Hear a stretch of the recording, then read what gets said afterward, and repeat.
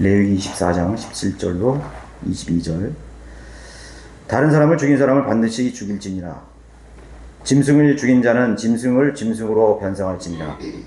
만일 어떤 사람이 그 이웃에게 상처를 내면 그가 행한 대로 그에게 행할지니, 부러뜨린 것은 부러뜨린 것으로, 눈은 눈으로, 이는 이로 하며, 사람에게 상처를 낸 자에게는 그에게도 그렇게 다시 할지니라. 짐승을 죽인 자는 그것을 갚아줄 것이요 사람을 죽인 자는 죽일지니라. 너희는 너희 나라 사람은 물론 타국인에게도 한 가지 법을 적용할지니라. 나는 주 너희 하나님이니라 하시니라. 네, 오늘 강론드릴 말씀의 제목은 사람 속에 숨겨진 증오입니다. 이 지상의 모든 국가의 법은 성경의 모세의 오경인 율법에 이렇게 근거하고 있습니다. 율법은 그 선택한 민족 이스라엘을 보호하시고 그리고 사랑하신 뜻에서 나온 그런 법이죠. 그래서 법이라는 것은 파괴시키고 억누르고 또 권리를 빼앗기 위한 수단이 절대로 아닙니다. 오히려 법이 잘 집행됨으로써 모든 국민이 자유를 누리고 행복을 추구할 권리가 보장되는 그런 사회를 만들기 위한 그런 것이죠. 그래서 법과 질서가 잘 유지되는 그런 사회와 국가는 번영하고 또 행복한 그런 사회가 될 수 있는 것입니다. 유사한 사건들이 많이 있었지만은 여기 한 실제 사건을 한번 제가 소개하려고 합니다. 좀 오래된 그런 사건인데 요즘까지도 종종 일어나는 그런 사건 중 하나입니다. 그래서 이 사건은 법이 제대로 집행되지 않음으로써 생겼던 일이라고 할 수 있죠. 1981년 독일의 한 가정이 이혼을 한 후에 7살 된 딸과 이렇게 별탈 없이 잘 지내고 있었습니다. 근데 그 마을 이웃에 한 남자가 이사를 오게 되는데, 이 남자는 이미 성폭행 전과범 이력을 가지고 있던 그런 남자였습니다. 아무도 그 마을 사람들은 그런 이력을, 전과범이라는 것을 눈치지 못했죠. 지금은 뭐 여성가족부에서 날라오대요. 이런 사람이 있으니까 조심하라.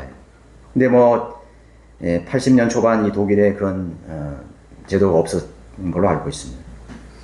하필 운이 나쁜지 이 귀엽고 예쁜 이 딸 마리안이 그 전과범의 눈에 띄게 되었고, 결국은 어느 날 이 어린 마리안은 유괴되어서 성폭행을 당한 후에 잔혹하게 살해가 되고 마는 것입니다. 결국 이제 경찰의 수사로 이 범죄자 클라우스 보프스키는 체포되어서 법정에 서게 됩니다. 이 피해자의 어머니 마리안 바흐마이어도 함께 그 범인의 진술을 듣기 위해서 법정에 출두하게 되었는데, 이 범인은 1차 진술에서 이렇게 진술을 합니다. 자신을 변호합니다. 이제 그 엄마인 마리안을 향해서 그렇게 말을 하는 거예요. 내 딸이 먼저 나를 유혹했고 심지어 내게 돈을 갈취하려고 했다. 그렇게 뻔뻔스럽게 이제 그 어머니를 향해서, 모친을 향해서 진술을 하는 것입니다. 얼마나 치가 떨렸겠습니까? 그죠? 얼마나 치가 떨렸겠어요. 이게 터무니없는 거짓 진술을 하게 되는 거죠. 그 후 이어서 재판이 계속 열리고 3일째 되던 날, 이제 2차 진술을 하는 날이었습니다. 2차 전설의 법정에 이제 섰을 때 들어오자마자 2차 진술을 하려는 순간 그 마리아의 어머니는 코트에 숨겨둔 베레타 권총을 꺼내서 8발을 발사합니다. 그 8발 중에서 7발이 범인의 몸을 벌집으로 이렇게 만들어 놓아서 그 자리에서 즉사를 하게 됩니다. 이 검찰과 경찰은 마리안에게 이제 이 살인죄를 선고하려고 했지만은 당시 특수한 그런 상황을 고려해서 과실치사 및 불법 총기 소지만을 이유로 6년형을 선고하게 되는 것입니다. 참 비참한 일이죠. 비참한 일이에요. 이 여인은 1996년 참 어렵게 살았어요. 그런 딸을 그렇게 보내고 또 자기 손으로 이제 복수를 한 거죠.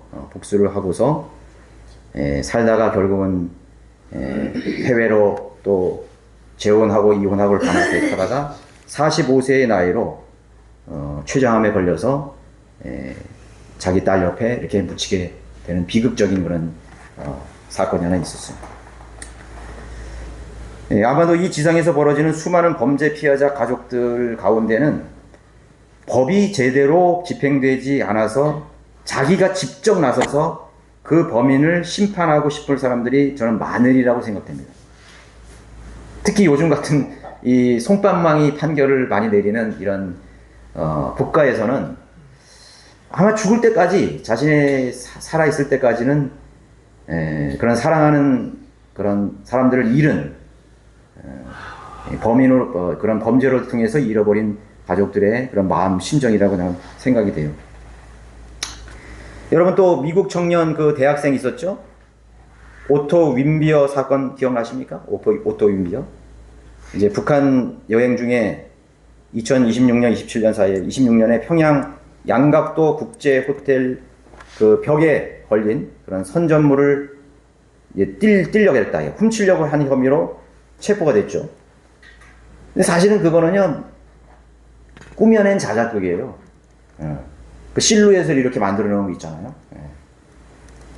이제 그렇게 혐의로 뒤집어 씌워가지고 노동교화형 15년을 선고받습니다. 그 선전물 하나 띄려고 했던 거 가지고 노동교화형 15년을 선고한 거예요. 그리고 몇 개월을 한 6개월을 억류되었다가 이제 뭐 기자회견도 했죠. 막 울면서 이렇게 용서를 빌고 뭐 이렇게 했죠. 그러나 이제 미국의 그런 그 정부에서 그런 이제 석방을 위해서 노력을 한 끝에 이제 풀려나게 되었는데 식물 인간이 되어서 돌아온 것입니다. 식물 인간이 되어서 돌아온 지 아마 3일 만에 미국 병원에서 사망을 하게 되는 사건이었어요. 네, 해보니까 뭐 머리에 망치로 맞은 자국, 뭐 벤치로 뭐 이빨을 뭐 어떻게 한, 하여튼 엄청난 그런 고문에 시달린 흔적들이 이제 발견이 된 거죠.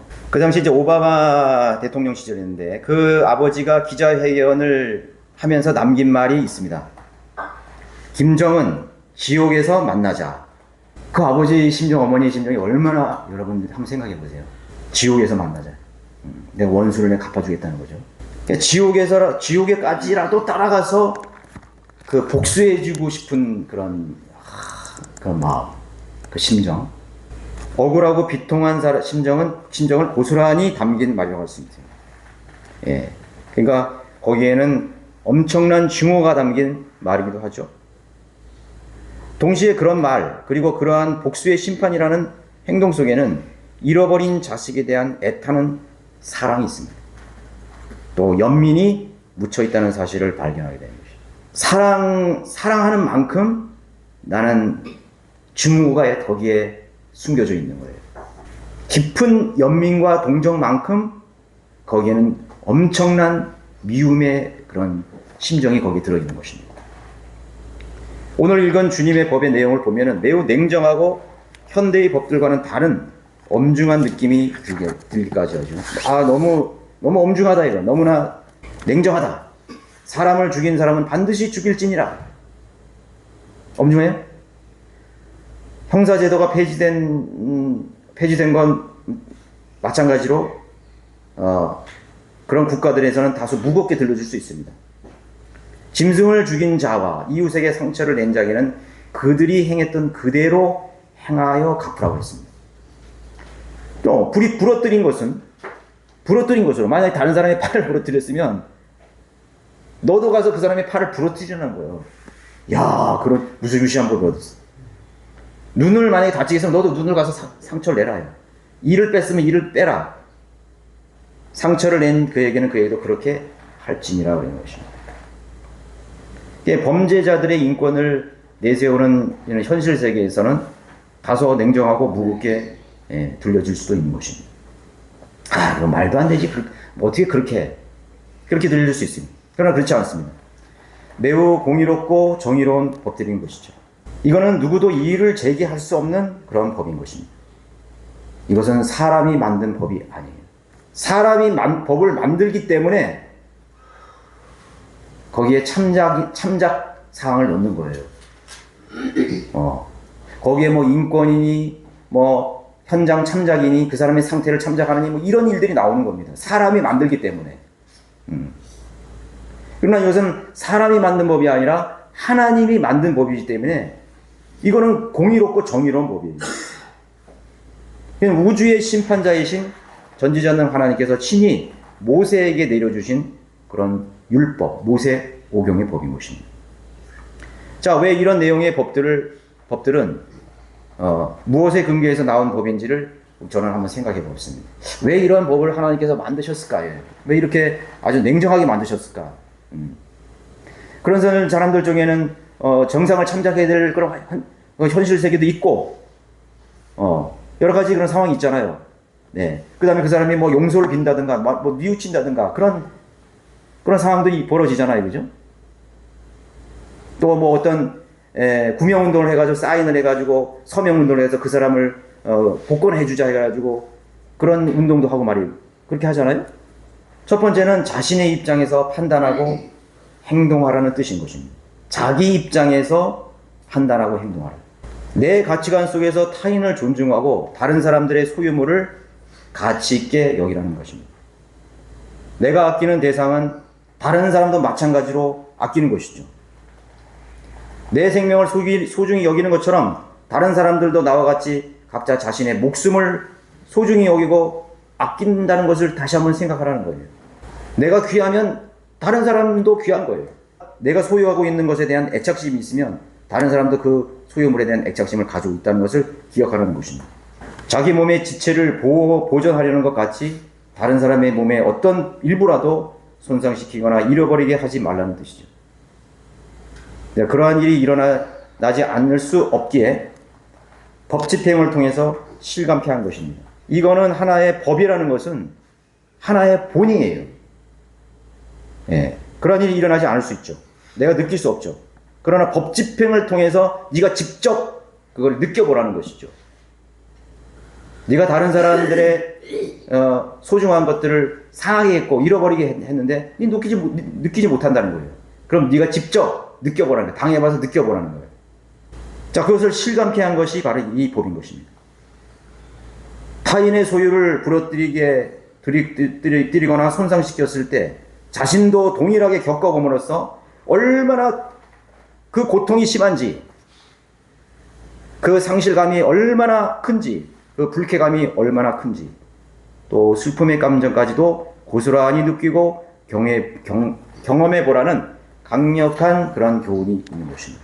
나도 당했으니까 너도 당해봐야 한다는 생각은 자연스러운 인간의 속성인 것이죠. 근데 그걸 굉장히 부정적으로 생각해요. 나도 당해봤으니까 너도 당해봐야 돼. 이게 정상적인 거예요. 그런데 그것을 법으로 다 무마시키는 거예요. 아니, 너가 참어. 저 사람 좀 약간 모자란 사람이야. 뭐 어쩌고저쩌고. 뭐 전과범이야. 어쩌고저쩌고. 습관이 저래. 어쩌고. 용서를 구하잖아. 용서해줘야지. 아니, 당사자도 아닌데 옆에서들 그것을 부추기는 거예요. 그게 오늘날의 법이 돼버린 거라고. 법은 그 당사자가 느끼는 감정과 기준과 생각과 그 심정 속에서 판단이 나와야 되는 거예요. 그 판사가 마음대로 자기가 판단을 해버린 거예요. 이 세상의 법정이 되어버렸어요. 그게 인권을 주장하는 세계예요. 그래서 이것이 그 당사자가 아닌 제3자에게 향하기 때문에 문제가 되는 것이죠. 3자를 통해서 그게 판단하는 게 문제인 것입니다. 자, 두 번째는 사랑에는 반드시 미움이 뒤따른다는 사실을 알아야 되는 것입니다. 사랑에는 반드시 미움이 뒤따라요. 즉 내가 사랑하는 대상을 빼앗아간 것에 대한 증오인 것입니다. 내가 사랑하는 대상을 잃어버린 것에 대한 그런 증오. 내 목숨처럼 사랑했던 자식을 죽음으로 빼앗아간 범인에 대한 복실심은 정당한 것이라고 말하고 있습니다. 내가 아끼고 사랑하는 것을 빼앗아간 것에 대한 복수심, 그건 정당한 것이에요. 어떤 누구도 거기에 화살을 손가락질 할 수 없어요. 지옥에라도 따라가서 되갚아 주고자 하는 그런 아버지의 불타는 아들에 대한 사랑의 깊이만큼 증오도 깊다는 것을 암시하고 있는 것입니다. 여러분, 사랑하는 것만큼 여러분들은 화나고 분노한 일이 많아질 거예요. 사랑하는 것만큼. 왜? 그것을 잃어버렸으니까. 상실했으니까. 더 슬픔이 많을 거예요. 오 이스라엘 집아 내가 너희 각자를 자기가 행한 대로 심판하리라. 에스겔 33장 27절. 하나님께서 또 그렇게 말씀하신 거예요. 내가 너희를 자기가 행한 대로 심판하시리. 로마서 2장 6절에서 그분께서는 각 사람이 행한 대로 갚아 주시리니. 하나님께서도 이 법은 그대로 영원한 하나님의 심판도 유효하게 집행하는 것입니다. 동일하게 집행하는 것입니다. 그래서 지옥이 있는 거예요. 하나님의 법정이 있는 거예요. 마지막 심판입니다. 일차적으로 하나님께서는 그분의 영광과 존귀하심 그리고 영들과 천사들을 타락시킨 하나님께서 귀히 여기시는 존재들을 앗아간 사탄을 영원한 불못으로 심판하시고 응징하실 것입니다. 1차적으로.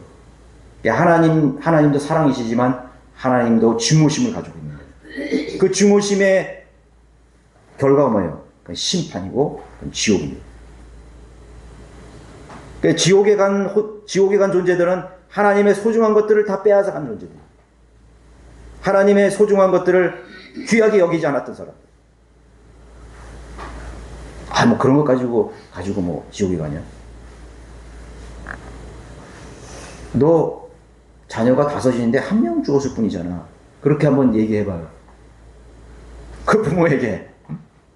그렇게 얘기해보라고. 너 물건 많이 있잖아. 근데 그거 고작 하나, 뭐 도둑 맞았다고, 강도 맞았다고, 뭐, 그렇게 썽을 내고 그렇게, 화를 내? 그게 아니잖아요. 그가 그렇게 말하는 거가 똑같다고요. 하나님께서 뭐 그렇게까지 지옥을 만드셔가지고 영원한 심판에 처하게 만드시네. 그만큼 하나님의 사랑과 하나님의 연문은 깊었다는 것입니다. 하나님 소중히 여기는 것들이 있었다는 것입니다. 두 번째, 하나님의 형상대로 지으시고 사랑의 대상으로 만드신 인간을 타락시키고 파멸의 길로 이끈 마귀와 그의 천사들과 모든 더럽고 가증스러운 영들, 거짓 선지자들, 거짓 성경교사들, 거짓 예언자들 행한 대로 갚아 주시는 것입니다. 여러분, 거짓 교리가 얼마나 무서운 건지 아십니까? 성경을 가지고 사람들을 지옥으로 보내는 어마어마한 죄를 지은 것입니다. 하나님 그걸 심판하신다는 거예요. 거짓 선지자나 거짓 성경교사나 거짓 예언자나 거짓 목사나 다 인격자예요. 다 윤리적이고 도덕적인 사람이에요. 굉장히 종교심이 심했던 사람이에요. 교황, 주교, 수많은 그런 거짓 교리를 가르치는 그런 목사들, 얼마나 그 사람이 인격적이에요. 여러분들이 사랑하는 자녀들, 손자들, 후손들을 얼마나 귀히 여기고 아끼십니까? 어떤 낯선 사람이나 이웃이라도 사랑하는 자녀나 손주에게 해를 입게 했다면은 또 그런 경우도 있잖아요. 어린이집에서 이렇게 또래들과 뭐 놀다가 얼굴에 스크래치가 난 거야. 얼굴에 이렇게 막 긁어서 온 거야. 여러분 그거 경험해본 분 계시죠? 어린이들 때. 얼마나 속상한지 몰라요. 예. 핥힌 흉터. 그냥 이성이 마비될 만큼 분노가 치며 오르고 당장이라도 달려가서 똑같이 해주고 싶은 심정이 왜 없겠습니까? 솔직히 말해서. 근데 또 그렇게 할 수는 없잖아요. 그래서 선생님이 또 상담하고 뭐 해가지고 사과받고 뭐 그래도 막 내가 그런 부모님들 많이 봤어요. 속상해하는 거 너무 속상하는 거예요. 그게 왜냐면 내 자식에 대한 사랑, 내 손주에 대한 사랑이 깊은 만큼, 그죠? 나는 더 분노하고 더 그 증오는 깊어지는 것입니다. 예. 사랑하는 만큼 증오가 뒤따른다는 사실을 통해 우리는 무엇을 배워야 하는 것일까요? 세 번째는 더 중요한 하나님께서 이러한 법을 주신 이유는 무엇입니다? 그렇다면 왜 사람을 죽였을까요? 왜 사람을 죽였을까? 왜 다른 사람의 눈이나 귀를 상하게 했고, 왜 다른 사람의 사랑했던 것을 빼앗아갔을까요? 왜 범죄자들은 타인의 입장을 고려하지 않았을까라는 물음이 나오게 되는 것입니다. 사랑하고 증오하며 보호하고 빼앗아가고 살려주고 죽이는 일이 반복되는, 왜 반복되어야만 하는 것인가? 물론 인간은 타락한 죄성을 지녔기 때문인 것이죠. 그럴 수밖에 없어요. 인간은 죽이는 일, 훔치는 일, 강탈하는 일, 빼앗는 일이 없을 수가 없습니다. 계속 일어납니다. 그 속에서 수많은 사람들이 분노하고 좌절하고 복수하고 계속 그런 일이 일어나는 것입니다. 일어나요. 그러나 하나님께서 마지막 심판자가 된다는 사실을 우리는 기억해야 됩니다. 이기적인 본성과 자기 자신을 사랑하고 만족하기 위해서 생겨나는 결과들이죠. 자신을 너무 사랑하기 때문에, 자신의 만족을 우선으로 생각하기 때문에, 자신의 행복을, 자신의 그런 어떤 것을 채우기 위해 하는 것이 먼저이기 때문에 그러한 일들이 일어나는 것입니다. 내가 살기 위해서, 내가 더 만족하기 위해서. 그 사람이 어떤 정신적인 그런 질병을 가지고 있는 뭐 성범죄자나 뭐 이런 도벽이나 이런 분들도 마찬가지예요. 마약을 하는 사람, 자기에게 뭔가를 채워야 되는 거예요. 자기에게 일어난 욕구를 채우기 위해서 그런 에고죠, 에고. 이기적인 자기 사랑이죠. 그 속에서 이런 일들이 벌어진 것입니다. 그 동일한 것이에요. 그래서 이 근본적인 율법의 목적은 모든 사람이 죄인임을 알리는 선언인 것입니다. 모든 사람들은 죄인이다. 모든 사람들에게는 사형 선고가 내려졌다.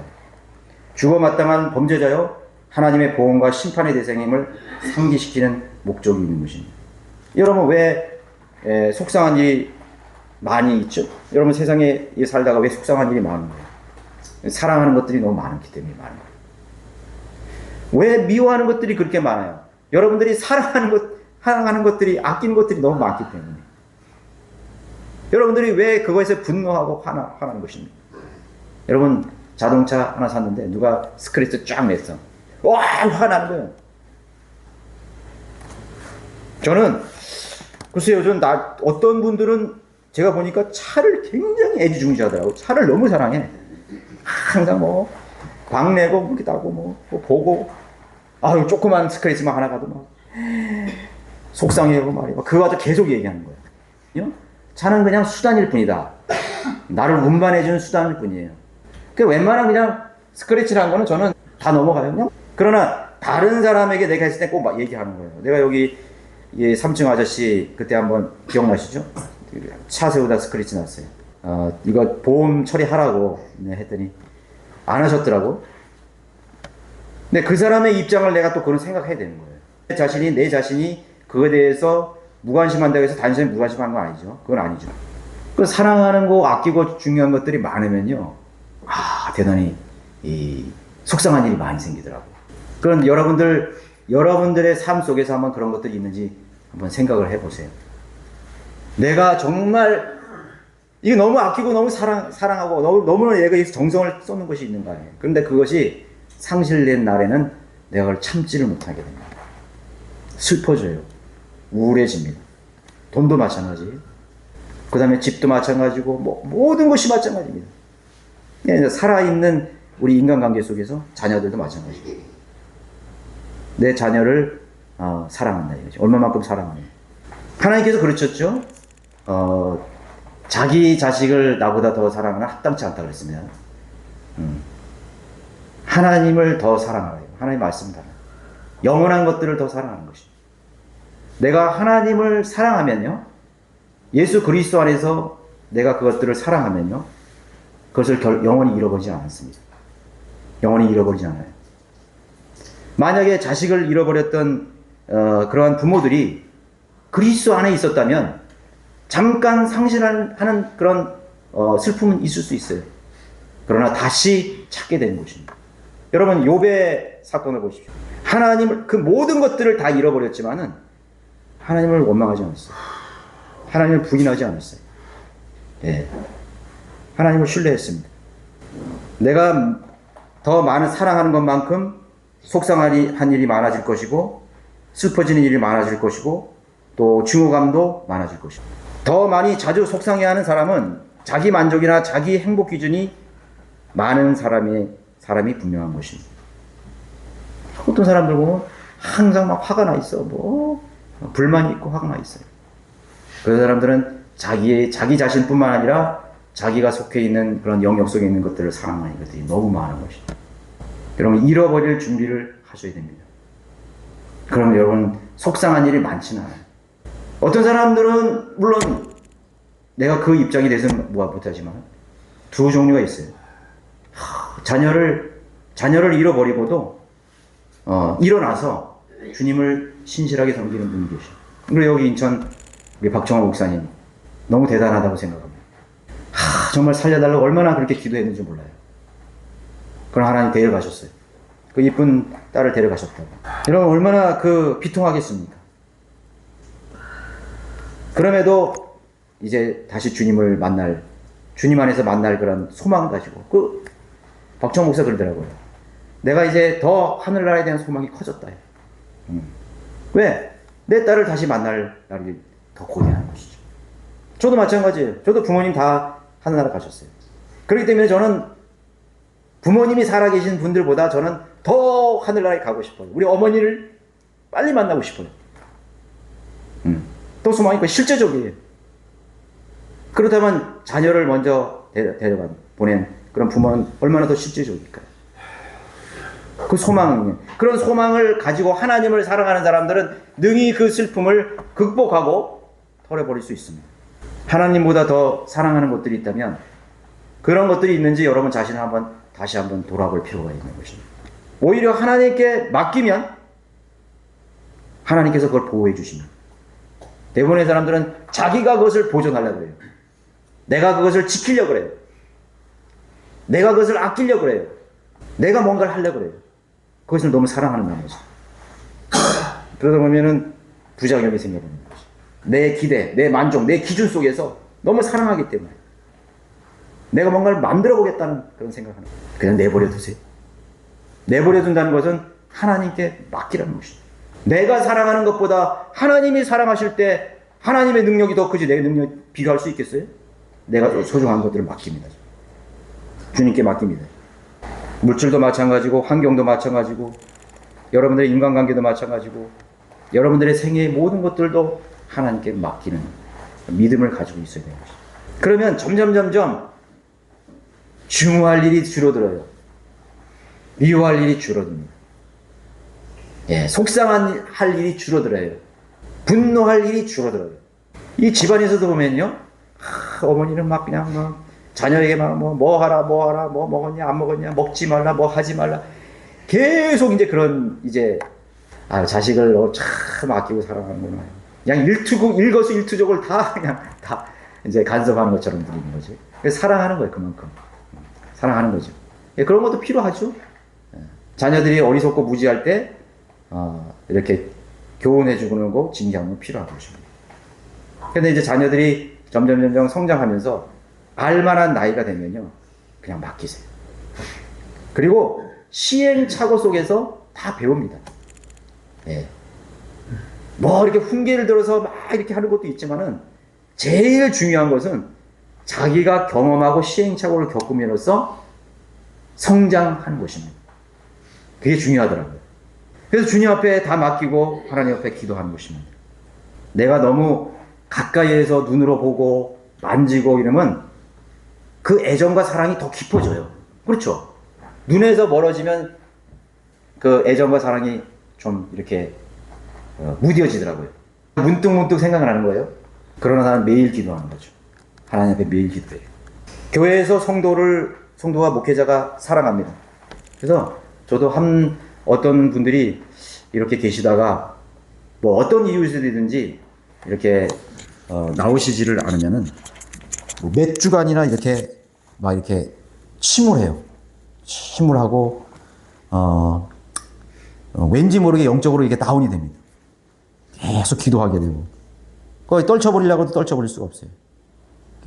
하나님께서 목자와 양으로 이렇게 맺어준 관계이기 때문에 그런 영적인 가족으로 맺어지기 때문에 내가 그 형제님을 많이 사랑했구나. 많이 우리 지체들도 마찬가지죠.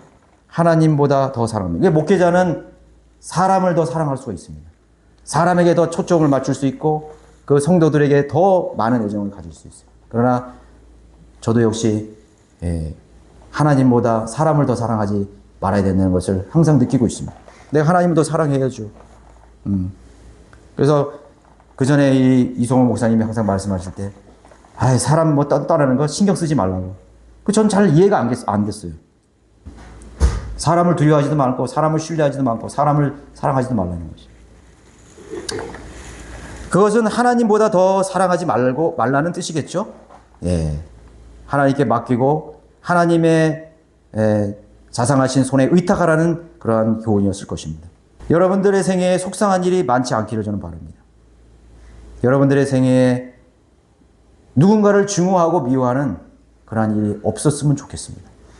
그러기 위해서는 여러분들이 하나님보다 더 사랑하는 것이 있어서는 안 됩니다. 주님께 언제든지 맡길 수 있어야 됩니다. 주님께 맡겨드릴 수 있어야 됩니다. 그러면 극단적인 절망까지 가지 않게 될 것입니다. 손해본 것에 대해 슬퍼하며 거기에 더해서 마음과 증오를 가득 차게 되는 것이죠. 그래서 주님은 계속 성령으로 자기를 부인하라 이거죠. 하나님만 바라보라. 하나님만 사랑하고 하라고 명령하시는 것입니다.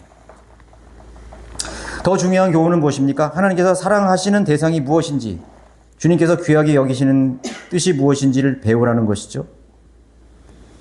하나님께서는 자신의 사랑하는 독생자를 우리에게 내어주셨던 것입니다.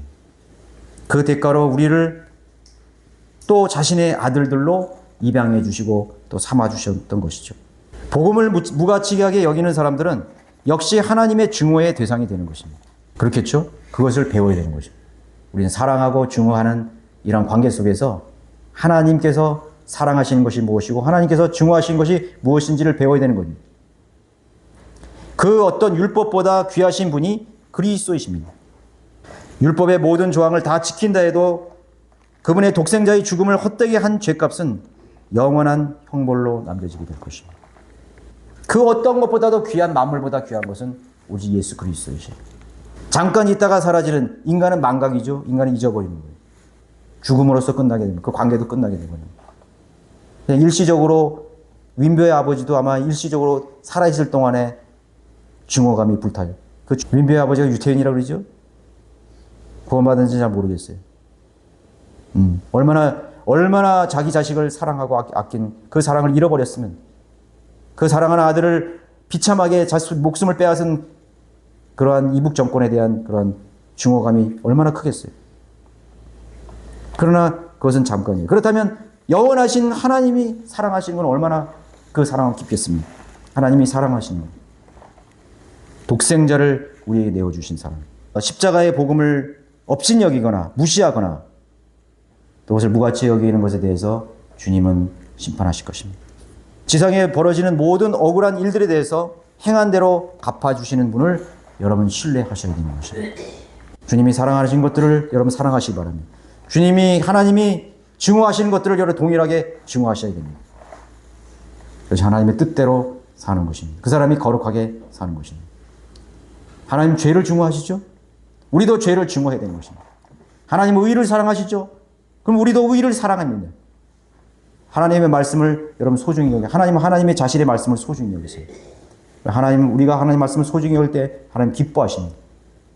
내가 사랑하는 것들을 너도 사랑해 주는구나. 여러분 그런 경우도 있죠. 내가 사랑하는 사람들을 다른 사람들이 사랑해 주고 기뻐하면 그 사람을 내가 좋아하게 되잖아요. 좋아하게 돼요. 여러분 이웃과 친해지기 쉬운 방법 하나 있어요. 엘리베이터에서 이렇게 이쁘게 생겼어요. 그러면요 그 부모는 아주 그냥 행복해야 합니다. 그럼 친해지는 거예요. 친해지게 되는 것입니다. 하나님이 사랑하는 것들을 내가 사랑하고, 하나님이 아끼고 존귀하게 여는 것들을 내가 역시 존귀하고 내가 사랑한다면 하나님 여러분 기뻐하십니다. 하나님께서 여러분들을 선하게 인도해 주시는 것입니다. 그리고 정작 여러분들이 증오해야 될 것들, 정말 하나님께서 혐오하시고 심판해야 될 그런 대상들을 여러분들 역시 증오해야 되는 것입니다. 죄를 멀리하고 불의를 멀리하고 더러운 것들, 세상에 있는 그런 육신적인 가치관들을 멀리 해야 되는 것입니다. 완벽하지 않죠? 우리 완전하지 않죠? 그래서 하나님 앞에 여러분 기도로 나아가야 되는 것입니다. 우리가 정작 증오해야 될 것은 하나님의 영광을 가리는 죄들이라는 것을 여러분 기억해야 되는 것입니다.